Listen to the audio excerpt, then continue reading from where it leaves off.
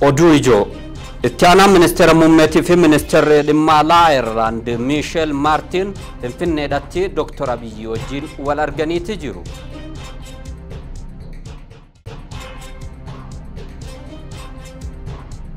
Instituti Leenjii fi qorannoo ispoortii Daraartuu Tulluudha eebbifameeti jira.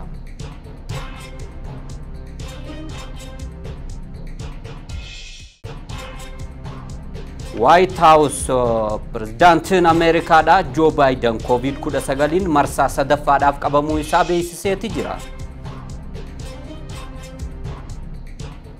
Adoolessa 18 bara 2024 waliif tivirraa oduu sa'aatii kanaa ka isiniimaa jiru anuu diimuu sa'aatii jalqabarra ka hordofaa turtan ammoo oduu ijoo guyyaa irraatiif isinii qabanne keessaa kallattumaan gara bal'ina oduu guyyaa irraatiif qopheeffannettiin isin dabarsa.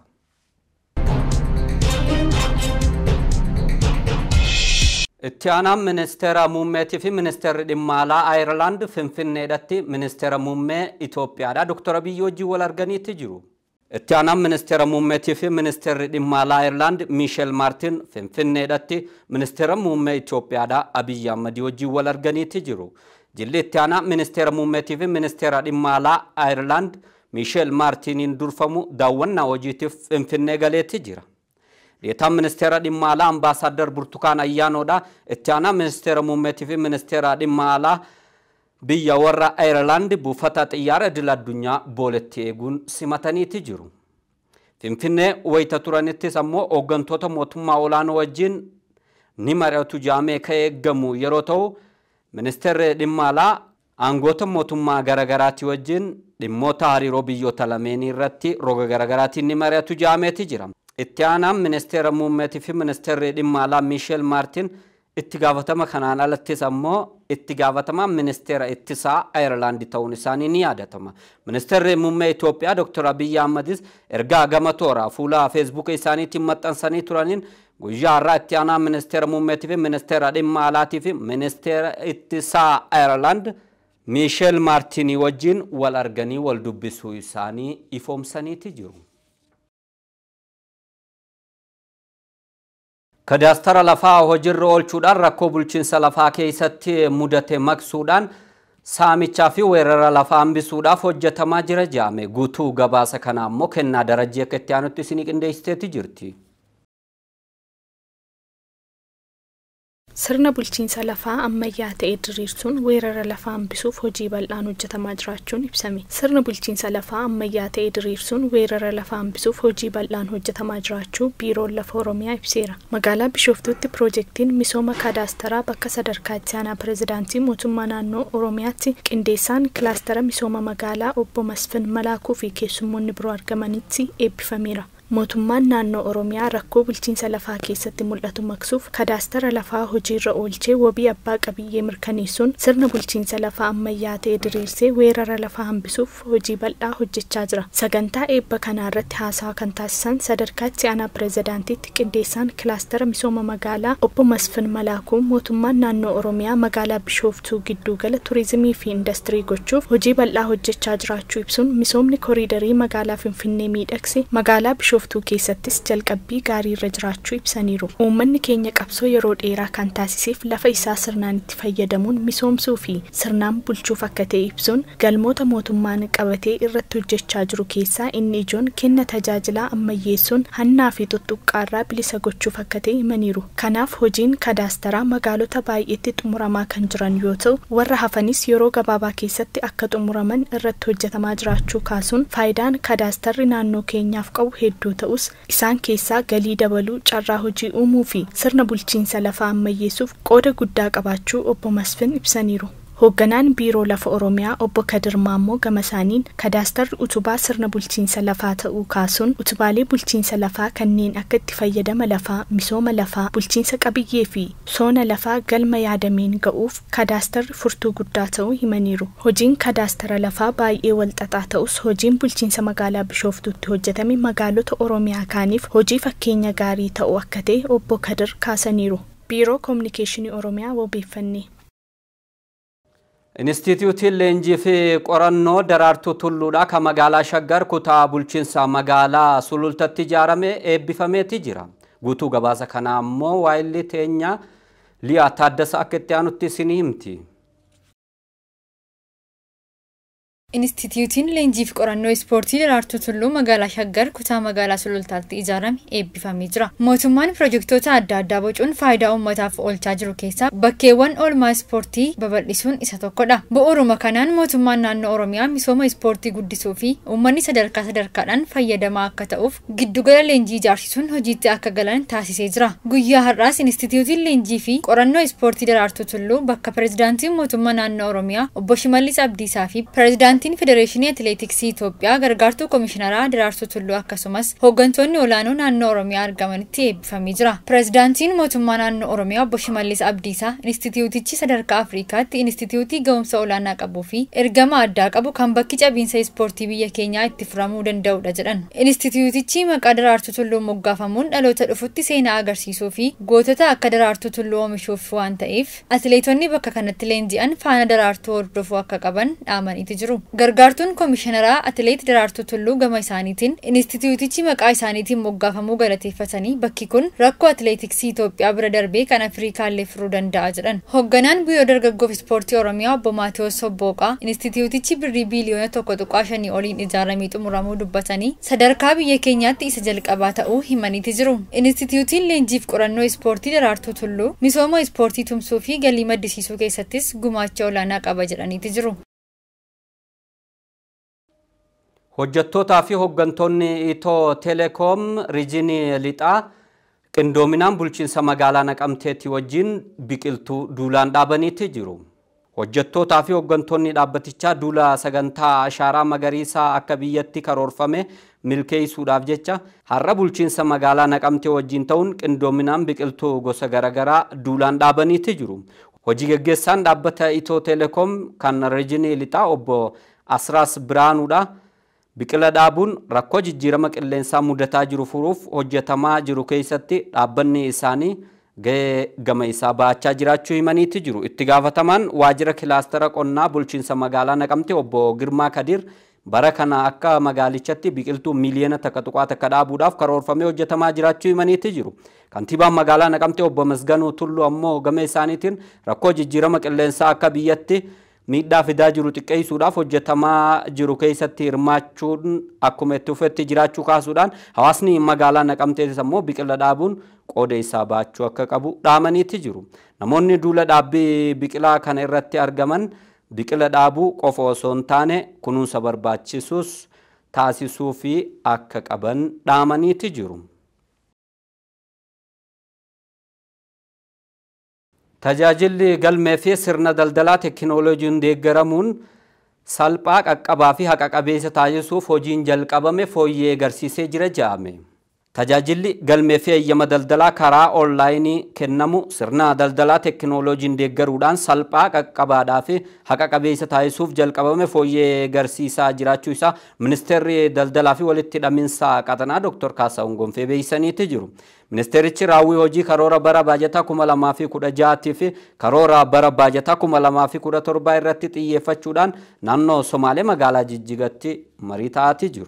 Ministeerri daldalaa fi walitti hidhaminsa qaxanaa Dr. Kaasahuun Gonfeedha waltajjicha wayita bananitti akka jaanitti yoo ta'e tajaajilli galmee fi eeyyama daldalaa karaa onlaayinii kennamaa jiru sirna daldalaa teekinooloojiin deeggaruudhaan salphaa dhaqqabaa fi haqa qabeessa taasisuuf sochiin jalqabame fooyyee agarsiisee jiraachuu isaa ibsaniitti jiru. Galmeen daldalaa bara dabre jechuunis ammoo bara 2016 kana keessa taasifame harka 57 irraa akka gara harka 89tti ol guddates ibsaniitti jiru. Hawaasni daldalaa tajaajila kana argachuudhaaf ammoo bu'aa bahii baasii fi yeroo itti fudhachaa ture qusachuufis danda'uun alatti itti quufinsa tajaajilaa guddisuu isaatis ammoo marii kana gubbatti ka'eeti jira. Qaala'insa jireenyaa ittisuudhaafis ammoo dhiyeessii nyaataa fi shaqaxaa biyya keessaa akka fooyya'u shaqatoota kanneen akka zayitaa fi qamadii biyya galanii akka gurguraman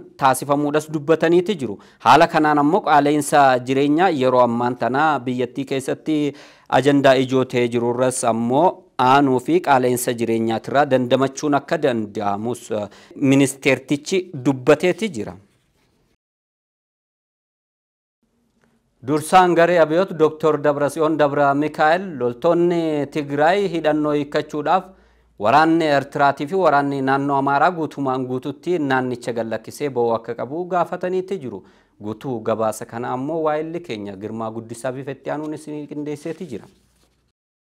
Hidhattoota naannoo Tigraay hidhannoo hiikkachisuun dura loltoonni Amaaraa fi Eertiraa lafa Tigraay keessaa bahuu qabu jedhame. Naannoo Tigraay keessa kan argaman hidhattoonni Amaaraa fi Eertiraa guutumaan guututti osoo lafa Tigraay keessaa hin bahin adeemsa hidhattoota Tigraay hidhannoo isaanii hiikkachisuu akka hin danda'amne dura ta'an paartii Abuutii yookiin TPLF kan ta'an Dr. Dabratsiyoon Gabra Mikaa'el himanii jiru. Adeemsa hidhannoo hiikkachisuu loltoota Tigraay waliin wal qabatee dura ta'an paartii Abuutii yookiin TPLF kan ta'an Dr. Dabratsiyoon Gabra Mikaa'el raadiyoo biyya Faransaay kan ta'an Firaansiin international jedhamu waliin turkii taasanii turan.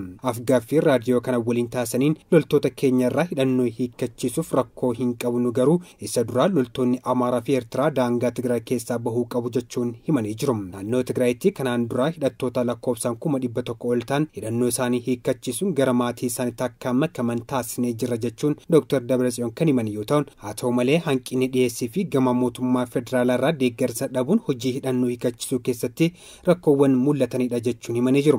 Hidhannoo meeshaalee waraana ciccimoo akkaataa waliigaltee Piriitooriyaatiin hojiirra oolchuun raayyaa ittisa biyyaaf dabarsinee laannee jirra kan jedhan Dr. Dabratsiyoon loltoota amma jiran irraa hidhannoo hiikkachisuuf ni rakkannaa, sababni isaa ammoo loltoonni Amaaraa fi Eertiraa ammas lafa Tigraay keessa waan jiraniif jechuun ibsee jira. Dabalataanis loltoota Tigraay 200,000 ol ta'an hidhannoo isaanii hiikkachisuuf bajeta biiliyoonaan lakkaa'amutu barbaachisaa jechuun himanii jiru. Waliigaltee Piriitooriyaa guutumaan guututti hojiirra oolchuuf mootummaan federaalaa hidhattoota naannoo Amaaraa waliigalteen daangaa naannoo Tigraay keessaa baasuu akka qabuu fi hidhattoota Eertiraa akkaataa waliigaltee isaaniitiin dachii Tigraay keessaa baasuuf itti gaafatamummaa akka qabu ibsamee jira. Kanaaf hojii irra oolmaan isaa raawwatamuu qabaas jedhamee jira. Raawwiin hojii irra oolmaa waliigaltee Piriitooriyaa yeroo ammaa keessa jiru gaarii ta'uu isaa ibsuun akkasumas tajaajiloonni kanneen akka ibsaa, telekominikeeshinii, baankii fi tajaajilli geejjibaa eegalamuun hojii gaarii ta'uu isaa ibsanii jiru. Haa ta'u malee loltoonni duguggaa sanyii namaa irratti raawwatan ammas daangaa Tigraay keessa jiran kanaaf dafanii keessaa bahuu qabu jedhamee jira. Sababa waraana kaabaatiin lammiileen qe'ee fi qabeenya isaanii irraa buqqaan silaa bara darbe keessatti gara qe'ee isaaniitti deebi'uu qaban ture jechuun Dr. Dabratsiyoon kan himan kun ta'uu dhabuu isaatiin ammoo lammiileen deeggarsa namummaa argachuu dhabuu irraa kan ka'e lubbuu isaanii dhabaa jiru jechuun simanii jiru. Ammas taanaan haleellaan jumlaa raawwatamaa jira jechuun ni dandeenya jechuun dubbatanii jiru. Buqqaatota kibba raayyaa caamsa 30 bara 2016 buqqaatota lixa Tigraay ammoo waxabajjii 30 bara 2016 gara qe'ee isaaniitti deebisuuf kan karoorfame yoo ta'u, haa ta'u malee yeroo qabametti milkeessuun hin danda'amne jedhaniiti jiru. Waliigalteen Piriitooriyaa yeroo qabametti raawwatamuu dhabuun isaa tokko rakkoo kutannoo siyaasaa jiraachuu dhabuu akka ta'e Dabratsiyoon kan himan yoo ta'u, yeroo waraanaatti miidiyaaleen xiyyeeffannaan gabaasaa turan yeroo nagaa ammoo xiyyeeffannaa kennuu dhabuu isaanii kunis rakkoo biraa akka ta'e himanii jiru.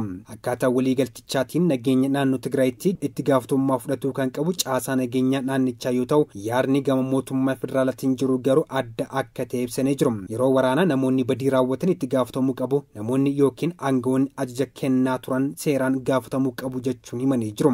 Akkasumas hidhattoonni Tigraay naannoo Tigraay fi naannoo Affaar keessatti yakka ajjechaa jumlaa raawwachuu malu isa jedhu hin amanu kan jedhan Dr. Dabratsiyoon kanaaf ammoo qorannoon walabaa akka gaggeeffamu gaafatanii jiru.